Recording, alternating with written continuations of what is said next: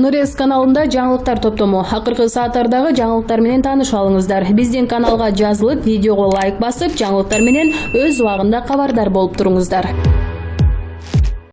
Президенттин алдындагы диний саясат жана улуттар биримдигин чыңдоо боюнча кеңештин эксперти Денис Бардаков соц тармакта өзүнүн баракчасына жогорку кеңешке депутат болуп келүү сунушталганын, бирок ал орун $350 миң болорун ачык айтып чыкты. Бул сумма болгондо да жаштар үчүн квота, медиа өкүлү катар жеңилдик болуп ылдыйлап айтылган экен. Бирок Бардаков кайсы партия же партия өкүлү депутаттык орун сунуштаганын жазган эмес. Кыргызстанда 2020-жылы парламенттик шайлоо, мага депутаттык орун сунушташты, бирок ал кымбат турат экен. Ал орунга барышым үчүн партиянын кассасына $350 миң төгүшүм керек экен. Алардын айтымында бул сумма болгондо да жаштар үчүн квота, медиа өкүлү катар жеңилдик болуп ылдыйлап айтылган экен. Мен буга чейин парламентке барууну пландаган эмес элем. Рас, иш ушундай болсо, нары менде экологиялык, антикоррупциялык мыйзамдардын кызыкчылыктарын коргоо мүмкүнчүлүктөр түзүлүп жаткан соң Facebook'тан сураганга даярмын. Кайсы бай адамдан $350 миң алсам болот деп суроо салат эксперт. Денис Бардаков аны менен бирге депутаттардын орточо айлыктарын санап, тиги $350 миң акталбайт го деген кыязда пикирин кошумчалаган. Анын эсебинде жогорку кеңештин депутаттарынын орточо айлыгы болжол менен $1.500, 5 жылдыкты эсептегенде $90 миң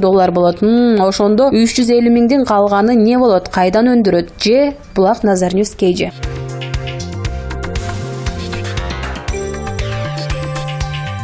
Кыргызстан спортчулары акыркы кездерде ийгилик жаратып, өлкөбүздү бүткүл дүйнөгө таанытып жатканы кубанычтуу кабар. 10-октябрда кыргыз футболчулары Катар 2022 дүйнө чемпиондугунун тандап алуу оюндарынын алкагында Бишкекте Мьянма менен беттешти. Оюн толугу менен кыргыз футболчуларынын көзөмөлүндө өттү. Биринчи таймда эле эсеп саны 5-0 болду. Бернхард 2 жолу, Алыкулов, Шукуров жана Кичин бирден гол киргизишти. Экинчи таймда Шукуров экинчи голун киргизсе, Бернхард үчүнчү голун киргизди. Жыйынтыгында эсеп саны 7-0 болду. Беттештин мыкты оюнчусу, бул беттештин мыкты оюнчусу деп улуттук курама команданын жарым коргоочусу Эдгар Бернхард алды. Ал бул оюнда 3 гол киргизди. Эдгар Бернхард кыргыз футболунун тарыхындагы улуттук курама команда үчүн хет-трик жасаган экинчи оюнчу болду. Буга чейин чабуулчу Виталий Люкс Азия кубогунда хет-трик жасаган. Кыргызстандын футболчулары тарыхты жаңылады. Тарыхка көз чаптырсак, мындай чоң жеңиш акыркы ирет 1997-жылы болгон. Анда улуттук курама команда Маттифтин спортчуларын 6-0 эсеби менен жеңген. Мьянмага каршы беттеш Төлөн Өмүрзаков атындагы стадиондо өттү. Бул 2020-жылы өтө турчу дүйнө чемпионатынын тандоо турундагы биринчи жеңиш болду. Бүгүн кыргыз футболчулары 15-октябрда конокто Монголия менен беттешип 2-1 эсебинде жеңишке жетти. Биринчи оюнда кыргызстандыктар 0-1 эсеби менен Тажикстандарга жеңилип калганы маалым. Кыргызстан F тайпасында 3-орунда. Дүйнө чемпиондугунун тандап алуу оюндарынын алкагында кыргыз өлкөсү Мьянманы уткандан кийин F тайпасында 3-орунга чыкты. Тайпанын 3 турдук оюндары 10-октябрда өткөн. Бишкекте кыргыз футболчулары Мьянманы 7-0 эсебинде утса, Япония өз үйүндө Монголияны 6-0 эсебинде уткан. F тайпасы 3 турдук оюндар: Япония Монголия 6-0, Кыргыз Мьянма 7-0 голдор. Эдгар Бернхард 5, 10-87 пентальтиден, Альтимардон Шукуров 20-71, Гүлжигит Алыкулов 26, Валерий Кичин 45. Эки футболчубуз карьерасын жыйынтыкташты. Кыргыз Мьянма беттеш алдында Даниэль Tego менен Павел Сидоренко Германдар алдында коштошту. Сидоренко улуттук курама командада 2007-жылы алгачкы жолу чакырылып, жалпы 27 оюн өткөргөн. Даниэль Tego 2014-жылы алгачкы жолу курамга чакырылып, жалпы 21 оюн өткөргөн. Эки футболчу тең ушул жылы Азия кубогунда ойношкон. Оюндун тескей тарабы: Кыргыз Мьянма беттеш учурунда Герман футбол талаасына чуркап чыкты. Герман талаанын ортосуна чейин чуркап чыгып, Матяш менен учурашканга жетишкен. Аны милиция кызматкерлери кармаганга жетишти. Эми бул кыргыз футболуна чоң көйгөй жаратарын улуттук курамдын башкы машыктыруучусу Александр Кристинин билдирди. Талаага чуркап чыккан чыныгы Герман эмес, кыргыз футболуна күйгөн адам болсо минтип өнөрүн көрсөтпөйт болчу. Бул эми кыргыз футболунда чоң көйгөйгө айланат. Буга чейин Азия футбол конфедерациясынан ушундай кылык үчүн чоң айыпка жыгылганбыз. Футбол федерациясында акча көп эмес, эми дагы чоң жаза болот. Бир адамдын кылыгынын айынан эми өз үйүбүздө ойнобой калышыбыз да мүмкүн. Мындай нерсени ал өзү жасаган жок да, анын жанындагы адамдар аны токтотушкан жок. Коомчулук тарбиялап бөгөт коюу керек деп машыктыруучу нааразычылыгын билдирди. Булак Факт KG.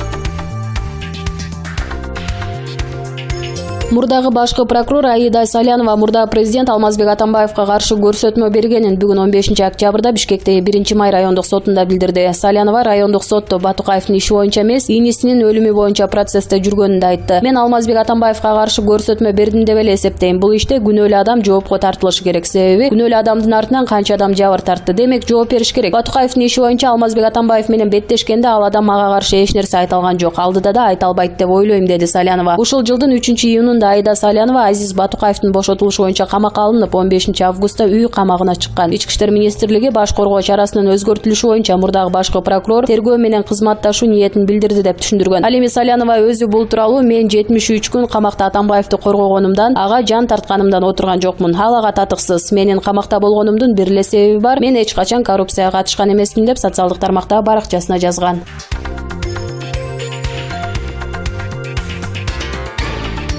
Эсиңиздерде болсо, жакында эле Жалгичи районунда 2 адамды кордук менен сабаган окуяга атталып, анын тасмасы да коомго тараган. Айбанчылык менен жасалган ал аракетти ИИМдин аймактык өкүлчүлүгү колдоого алганын, кылмышты жаап жашырууга аракеттер болгонун айтып чыккандар болгон. Мунун артында Лелин райондук ички иштер башкармалыгынын башчысы Мадияр Кулуев да турат дегенде кептер кеткен. Бирок Кулуев эч качан ал ишти жашырууга аракеттер болбогонун, катыштыгы болсо ошол эле күнү арызын жазып кетип калууга даяр экенин билдирген. Ал жерде да негизги күнөө Кулуевке карата айтылып, кылмышка шектүүлөрдү бошотуп жиберген, аларга 4 күнгө чейин издөө жарыялабаганы, жабырлануучу тараптын арызын кабыл албай койгонун, тескерисинче зөөкүрлөрдүн өзүн жабырлануучу кылып, алардан жасалма арыздардын кабыл алганын жабырлануучу тараптар айтышкан. Бирок Кулуев: "Биз аларды жаап жашырган жокпуз. Милицияда 30 жыл иштеп, мына ошондой мыкаачыларды биринчи жолу көрүшүм" деген. Анысы ал болду. Эми деле Кулуевден куйругулаш сөздөр кетпей, нааразы болгон тараптар арбып баратканын билүүгө болот. Айрым маалымат булактары ал жетекчи болуп турганда Ош базарынан 3 ирет өрт чыгып, анын арты эмне менен бүткөнү белгисиз, бирок Кулуевдин камырбай кызматта отурганын таң калуу менен айтышат. Укканыбызга караганда Кулуев ашыкча жердешчил. Ал жумушунда жердештери менен отметка кылгандарды гана кубаттап, ийгиликтүү иштерди баалабайт. Андай теңсиздик өзүнүн жумушчуларынын нааразычылыгын пайдаланган. Маселен, ал жумушта жакындарына каалаган учурда эс алуу өргүсүн 2 айлап жазып берген. Ар кандай иш-чараларда көп убакытка чейин кайрым тизмектеринде өзүнүн жакындарын кою берип жиберип, калгандары ысыкта кактап, суукта тоңдурганда адилетсиздик катары айтылып жүрөт. Бул өз кызматын сыйлабастык жана өзүн билемдик. Кулуев Бишкек шаардык ички иштер башкармалыгынын башчысы Канат Жумагазиевдин колтугуна кирип алып, каалаганын кылып, эрке талтаң болуп жатканын айткандар да аз эмес. Ал тууралуу азын-оолак аз күндөрдө жазалы. Жакында эле Орук айылынын Лелин райондук ички иштер башкармалыгына тийиштүү аймагында мушташ чыгып, аягы атышууга чейин барган окуя катталган. Бул иштерге жетекчи катары Кулуевдин түздөн-түз жоопкерчилиги каралышы керек эле. Бирок Кулуев суудан дале болсо кургак чыгып, мындай кылмыштуу иштер көнүмүшчө Кыргызда боло берет таризде кала бергени таң калыштуу. Сууга салса чөкпөгөн, отко салса күйбөгөн Кулуев деген ким өзү? Сөздүн төркүнү кийинкиде болсун деп факти KGGS'те өз пикирин коомчулукка жарыялаган.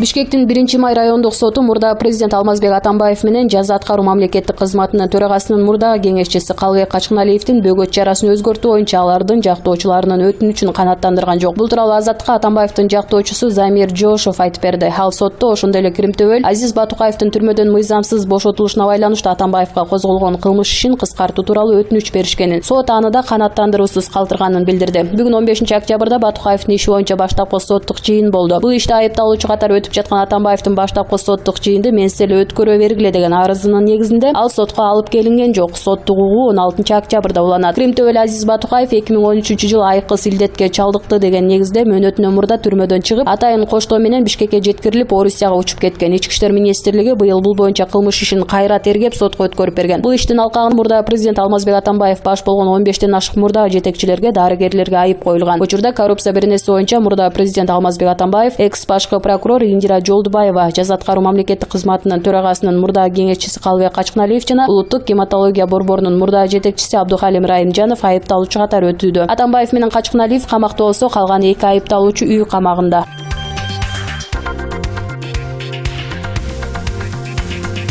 Мурдагы эмгек жана сот сөнүгүү министринин орун басары Улнара Мамытова ал кызматта иштеп турганда Инстаграмында 6-7 миң сом өлчөмүндөгү пенсияга дүйнө кыдырса болорун жазган болчу. Улнара Лунадан түштүбү деп жер тепкилеп 7 миң сом менен кантип дүйнө кыдырса болорун айтышкан тараптар болгон. Чынында эле кантип болушун биз ал кезде элестете алган эмеспиз. Көрсө кептин төркүнү башкада жаткан экен. Мамлекеттик жетекчи катары ачык айта албаганбы же тергеп айтканбы, айтор дүйнөнүн баарын кыдырбаса да коңшу өлкөлөргө эс алып келчү акча каражатына жетчүдөй пенсия алгандар деле бар экен. Алар кимдер деп ойлойсуңар? Албетте баягы эле чиновниктер экен. Айрым атка минерлердин алган пенсиялары канча экени боюнча маалыматтар чыкты. Анда азыркы Бирбол партиясынын депутаты Мыктыбек Абдылдаевдики 1 жылдык пенсиясынын көлөмү 714.546, айына 59.545 сом. Мурдагы бажы кызматкери учурдагы депутат Салайдин Авазовдуку 1 жылда 193.336, айына 16.528 сом. Депутат Исак Масалиев жылына 341.363 сом, айына 28.446 сом алары айкын болгон. Албетте мындай пенсияларды учурда аскер кызматынын мурдагы кызматкерлери аларын деле билебиз. Дегенкиси ушул пенсиялар менен эле жер кыдырбаса 7000 менен той кыдыра албайсың го дегибиз келип жатат. Бул тууралуу факты KG Газети жазып чыкты.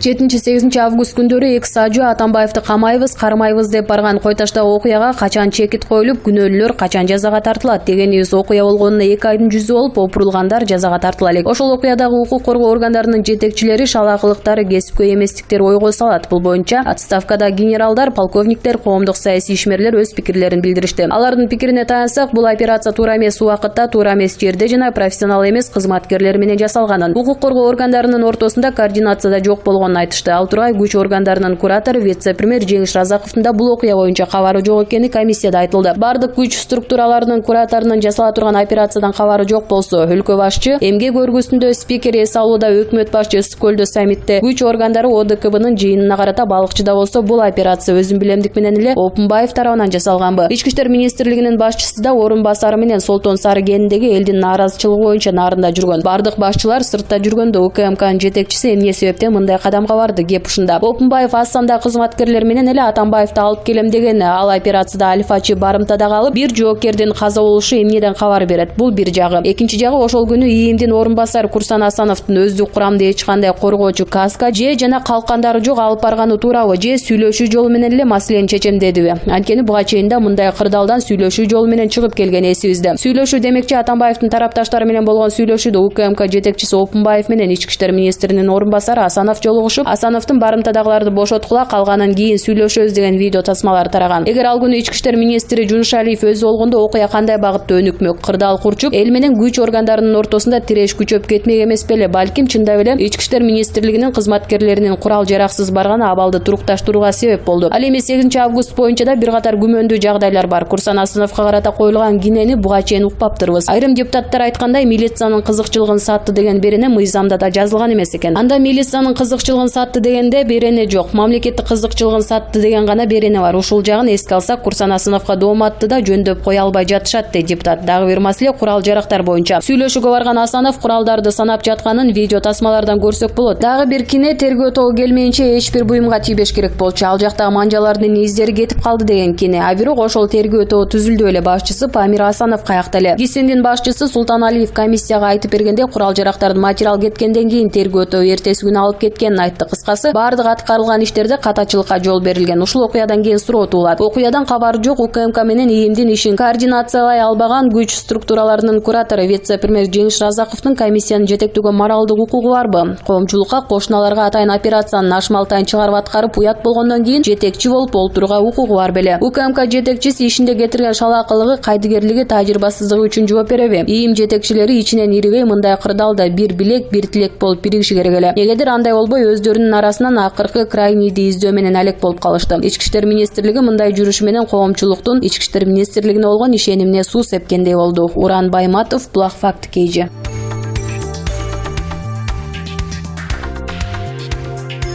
2017 жылы 15 октябрда Кыргыз мамлекетинде президенттик шайлоо өткөрүлгөн. Жыйынтыгында Сооронбай Жээнбеков шайлоого катышкан калктын 54,79%-нын добушуна ээ болуп жеңишке жеткен. Мындан улам Супер KG порталы бүгүн Сооронбай Жээнбековдун өлкө президенттигине шайланганына 2 жыл болду. Өлкөнүн башчысы катары 2 жыл ичинде кандай жыйынтык көрсөттү деген соол салды. КСДПнын саясий кеңешинин мүчөсү, жарандык активист Адил Турдугулов Сооронбай Жээнбековдун саясий милдеттенмелерди аткаруусу дагы деле алдыда деген пикирде. Алдыда 2 чоң саясий процесс күтүп турат. Биринчиси парламенттик шайлоону административдик ресурс колдонбой, таза акыйкат атаандаштык негизде өткөрүү эң чоң милдет деп эсептесек болот. Экинчиси президент Сооронбай Жээнбеков экс-президент Алмазбек Атамбаевтай болуп президенттик мөөнөтү бүткөнгө чейин гана отурушу керек. Ал 2023 жылы мураскерин эмес, атаандаштык менен эл шайлаган талапкерди шайлоого шарт түзүп бериш керек. Атамбаевдин ага чейинки президенттердин убагындагыдай эле президенттик институттун укуктары кандай кенен болсо, азыркы учурда дагы ошондой болуп жатат. Президенттик институт соц системанын аткаруу бийлигинин керек болсо болбосо жергиликтүү бийликтин үстүнөн көзөмөлдөп турган орган болуп турат. Бул албетте түздөн-түз Жээнбековдун күнөөсү болбосо дагы анын жоопкерчилигинде болот. Эртең ал президенттик тактыдан түшкөндө бийликти узурпация кылды деп Атамбаев кандай күнөөлөнүп жатса, ага дагы ошондой күнөөлөр коюлуп калышы мүмкүн. Сооронбай Жээнбеков коңшу мамлекеттер менен тыгыз мамиле түзүп жатканын көрүп жатабыз. Бирок ошол эле убакта эң көйгөйлүү деген чек ара маселеси дагы деле чечилбей жатканы чыныгы өзгөрүү болбой жаткандыктын белгиси деп айтсак болот. Президенттин жакшы жактарынын бири бул оппозиция экс-спикерлер, экс-премьер-министрлер менен диалог түзүүгө аракет кылып жатат. Бул жакшы нерсе. Ошондой эле ал аймактардын балансын сактоого аракет кылып жатканы көрүнүп турат. Ар бир региондордун өкүлдөрүн бийликке алып келгенге шарт түзүүдө, дейт Турдугулов.